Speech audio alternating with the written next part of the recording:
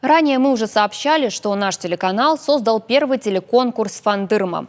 Проект уже состоялся в нескольких районах республики. За 2 недели мы побывали в Беслане, Алагире, Ильхотово и Дигаре. Конкурсанты от мала до велика демонстрируют свои умения перед членами нашего жюри. Большинство из них – самоучки. Это говорит о том, что навыки осетинской гармоники передаются из поколения в поколение. Участников не приходится уговаривать. Некоторые считают долгом отстоять честь своего района, а некоторые стремятся просто продемонстрировать свои умения и навыки игры. Есть и те, которые желают передать свои навыки младшему поколению. Среди конкурсантов много пожилых участников. В районах продолжаются прослушивания. На очереди Чекала, Ардон, Октябрьская и в завершении Владикавказ покажет свои таланты. Отбор в правобережном районе покажем в эфире в субботу в 18 часов 45 минут. Если у вас не получилось принять участие в предыдущих отборах конкурса, тогда мы ждем вас во Владикавказе.